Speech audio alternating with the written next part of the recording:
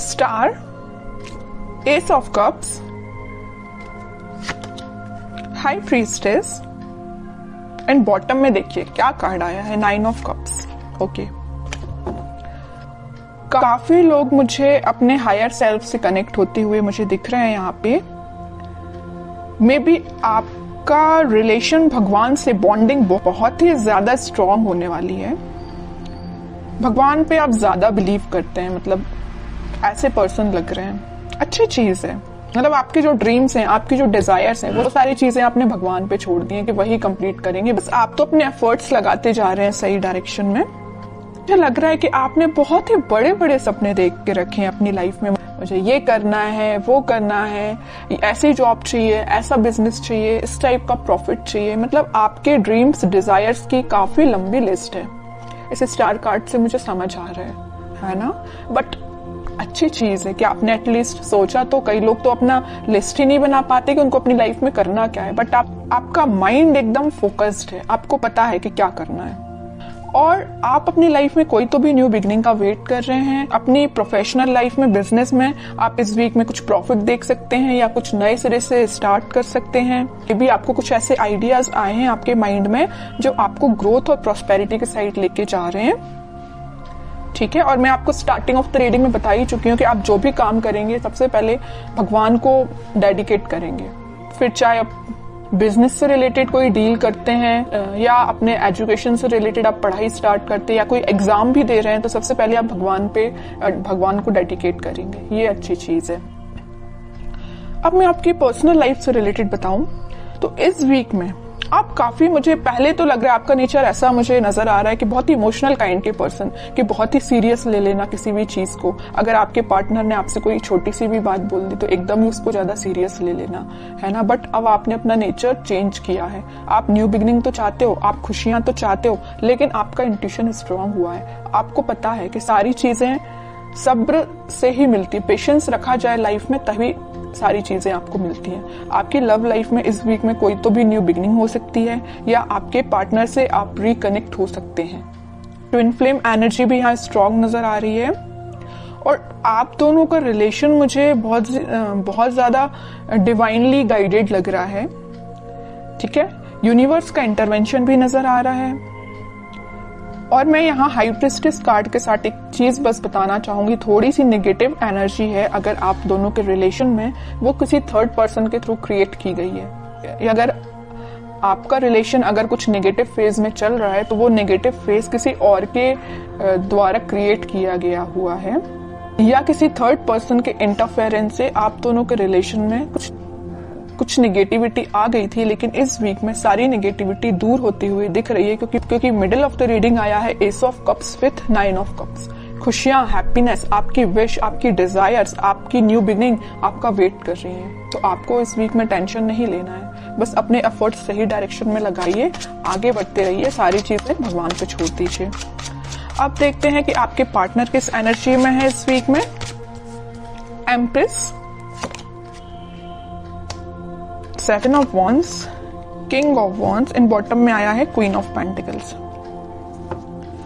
आपके पार्टनर की एनर्जी जैसे मुझे शो हो रही, मैं अभी आपको स्टार्टिंग ऑफ द रीडिंग में ही बताया था कि आप दोनों के रिलेशन में कोई थर्ड पर्सन है जो आप दोनों के बीच में नेगेटिविटी क्रिएट किए हुए हैं।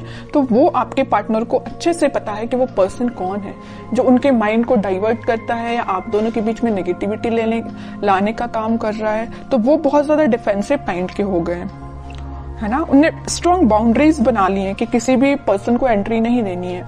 ये जगह सिर्फ आपके लिए है। न्यू बिगिनिंग करना चाहते हैं तो आपके साथ करना चाहते हैं। यहाँ पे देखिए एक एम्प्रेस आया और एक क्वीन का कार्ड आया, फेमिनाइन एनर्जी स्ट्रॉन्ग आई है। तो आपको वो बहुत ही ज्यादा मल्टी टैलेंटेड काइंड का पर्सन समझते हैं और आप हो भी।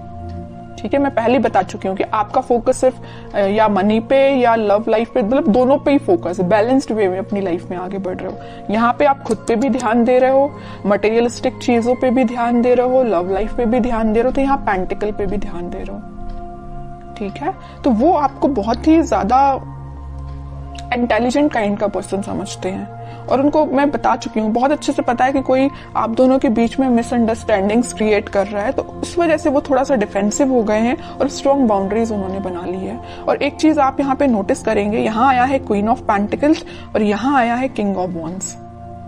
ठीक है, आपके पार्टनर अभी तक प्लेफुल एनर्जी में थे, इन एंड आउट सिचुएशन में रहते थे, कभी आपको ज्यादा सीरियस लिया नहीं, या उन्होंने जो भी बात आपसे की, तो आप दोनों के बीच में जो भी कन्वर्सेशन हुआ तो मे बी उन्होंने उसको कभी सीरियसली नहीं लिया। बट इस वीक में वो सीरियस हो सकते हैं, क्योंकि यहाँ देखिए क्वीन के हाथ में जो पेंटिकल है उसका फोकस सिर्फ पेंटिकल पे है, यहाँ वहां नहीं है।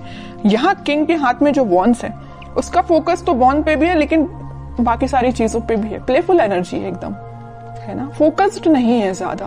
बट इस वीक में वो फोकस्ड होके आपके साथ कोई न्यू बिगनिंग करने का सोच सकते हैं, आपसे कुछ कन्वर्सेशन कर सकते हैं, और वो डिफेंसिव तो है ही अपनी लाइफ में।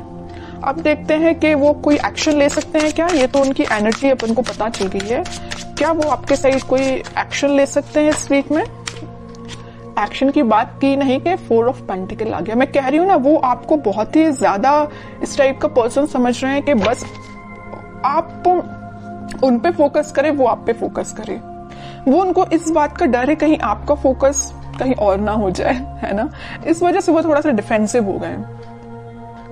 ये देख रहे हो ना, पेंटिकल एक सर पे रखा हुआ, एक हाथ में पकड़े हुए, एक दोनों पैर के नीचे है। मतलब अपने पेंटिकल को इतना सिक्योर करके रखे हुए है ना कि कोई पर्सन आके इनको डिस्टर्ब नहीं कर सकता है। तो ये पेंटिकल की जगह आप हो, आपको उन्होंने इतना ज्यादा पकड़ के रख लिया है ना अपने थॉट्स में कि वो सोच रहे हैं कि बस आप उनके थॉट्स से नहीं जाना चाहिए, आप उनकी लाइफ से नहीं जाना चाहिए।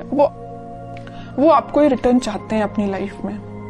ठीक है, देखते हैं क्या कोई एक्शन ले सकते हैं क्या वो इस वीक में।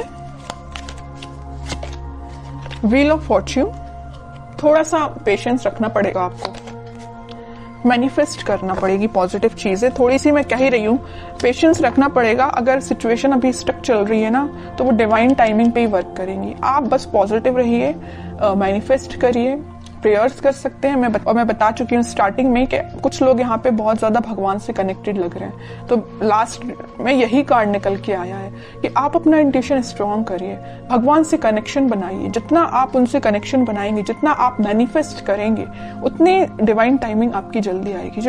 ये जो स्टक सिचुएशन है ना, वो भी वर्कआउट होगी।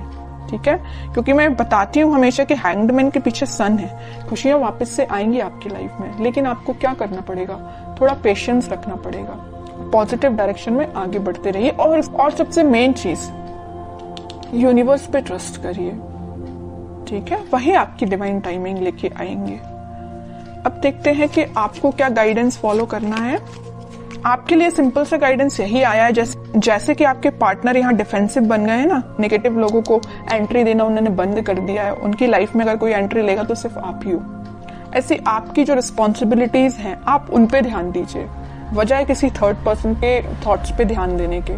ठीक है, मुझे लग रहा है कि आप बहुत ज्यादा रिस्पॉन्सिबल काइंड के पर्सन हैं। फैमिलीज की रिस्पॉन्सिबिलिटीज आपने लेके रखी है मे बी, है ना, तो आप अपनी रिस्पॉन्सिबिलिटीज सही तरीके से करिए। बाकी सारी चीजें मैं बता ही चुकी हूँ, यूनिवर्स पे छोड़ दीजिए, वही आपके साथ सब कुछ अच्छा करने वाले हैं इस वीक में।